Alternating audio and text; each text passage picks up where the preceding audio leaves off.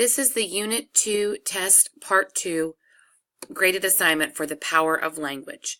This is worth a total of 40 points.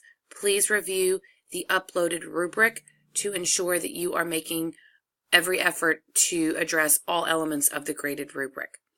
So what you're going to be doing here is you're going to read the excerpt from remarks by the President to leaders from the Pacific Island Conference of Leaders and the International Union for the Conservation of Nature World Conservation Congress by President Barack Obama. This was given in Honolulu, Hawaii on September 1st, 2016. It is excerpts from remarks by the President of the United States, September 1st, 2016, Honolulu, Hawaii. And in my address there, I talk about climate change and conservation and how those two things are inextricably linked. Few people understand, I think, the stakes better than our Pacific Islander leaders because they're seeing already the impact. Rising temperatures and sea levels pose an existential threat to your countries. And while some members of the U.S. Congress still seem to be debating whether climate change is real or not, many of you are already planning for new places for your people to live. Crops are withering in the Marshall Islands. Kiribati bought land in another country because theirs may someday be submerged. High seas forced villagers from their homes in Fiji. And no nation, not even one as powerful as the United States, is immune from a changing climate.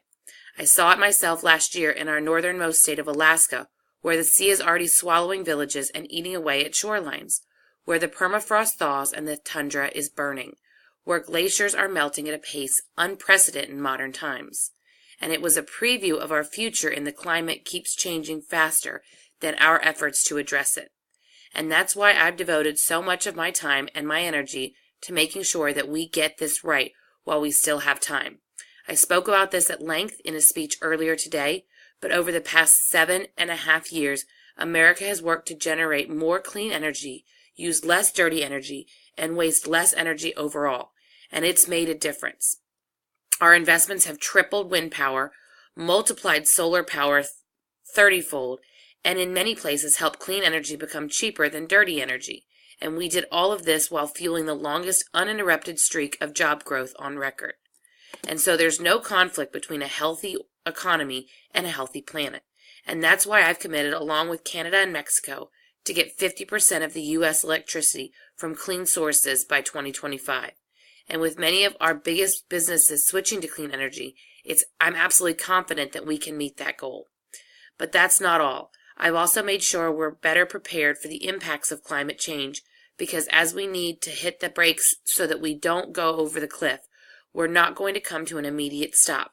We know there is still going to be an inevitable impact as a consequence of rising temperatures, and that means conservation has been a cornerstone of my presidency. In Barack Obama's remarks to assembled leaders from the Pacific Island Conference of Leaders and the International Union of Conservation of Natural World Conservation Congress, what is his purpose in delivering this message? How does he use rhetoric to support and advance his purpose? Use evidence from the text to support your response. Your response should be at least 2 paragraphs.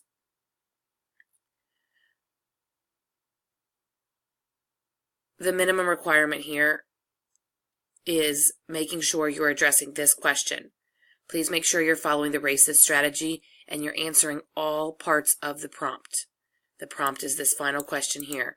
Please type your answer below on this document and submit via Dropbox.